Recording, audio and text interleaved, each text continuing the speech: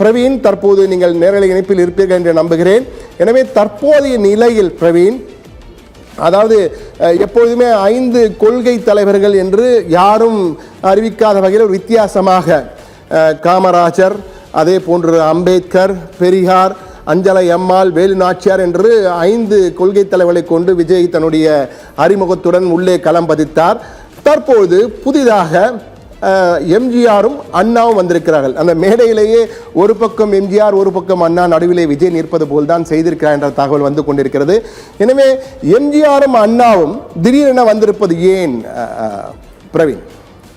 நீங்கள் கூறியது போல இந்த ஒரு விடயம் தான் இந்த மாநாட்டின் மிகுந்த முக்கியத்துவம் வாய்ந்த ஒன்றாக தான் பார்க்கப்படுகிறது. ஏனென்றால் தமிழக வெற்றி கழகத்தினுடைய கொள்கை தலைவர்களாக கடந்த விழுப்புரம் மாவட்டம் விக்கிரவாண்டில் நடைபெற்ற முதல் மாநாட்டின் போது 5 கொள்கை தலைவர்களை விஜய் அறிவித்தார். அதன்படி தந்தை பெரியார், காமராஜர், அம்பேத்கர், வேலு நாச்சியார், அதே போன்று அஞ்சலை அம்மாள் என 5 கொள்கை தலைவர்களை அறிவித்தார். அவர்கள் கொள்கைப்படியே தமிழக வெற்றி கழகம் செயல்படும் என்றும் தெரிவித்தார். அது மட்டுமல்லாமல் அவருடைய கொள்கையாக திராவிட மற்றும் தமிழ் தேசிய பாதையில் பயணிப்போம் என்றும் குறிப்பிட்டார்.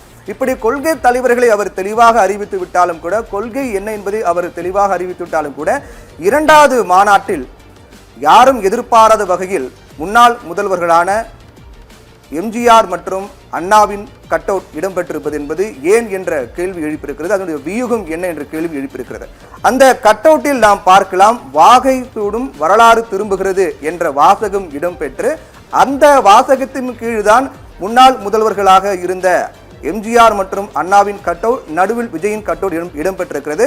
அண்ணாவின் கட் அவுட் கீழே அந்த ஆண்டு 1967 என்றும், எம்ஜிஆரின் கட்டவுட்டு கீழே அவர் ஆட்சி மாற்றம் ஏற்படுத்தி 1977 என்றும், நடுவில் விஜயனுடைய புகைப்படம் இடம்பெற்று அதற்கு கீழாக 2026 என்ற ஆண்டும் குறிப்பிடப்பட்டிருக்கிறது.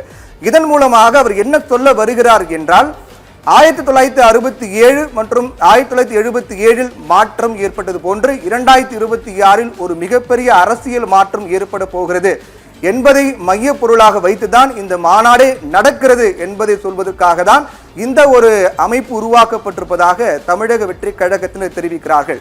இருந்தாலும் கூட அண்ணா மற்றும் எம்ஜிஆர் பொறுத்தவரையில் அவர்கள் முழுவதுமாக திராவிட சித்தாந்தங்கள் கொண்டவர்கள். திமுகவை நிறுவியவர் அறிஞர் அண்ணா, அதே போன்று அதிமுகவை தோற்றுவித்தவர் எம்ஜிஆர்.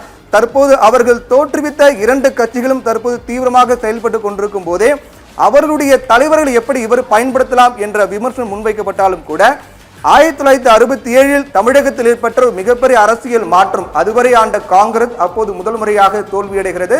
திமுக 1967 ஆட்சி அமைக்கிறது. அப்போது ஏற்பட்ட அந்த மாற்றம், அதே போன்று திமுகவிலிருந்து பிரிந்து எம்ஜிஆர் 1977 பெரிய அரசியல் மாற்றத்தை ஏற்படுத்தினார். அந்த அரசியல் மாற்றம் 2026 ஏற்படும். அதை தமிழக வெற்றி கழகம் ஏற்படுத்தும், விஜய் ஏற்படுத்துவார் என்ற அடிப்படையில் தான் அந்த கட் அவுட், அண்ணா மற்றும் எம்ஜிஆர் கட் அவுட் அந்த விழா மேடையில் அமைக்கப்பட்டிருப்பதாக நிச்சயமாக பிரவீன், நீங்கள் சொல்கிற தகவல் உண்மையிலேயே நமது நேயர்களுக்கு ஒரு குறிப்பிடத்தகுந்த ஒரு விளக்கத்தை கொடுத்திருக்கும், ஒரு தெளிவுரையை கொடுத்திருக்கும் நினைக்கிறேன்.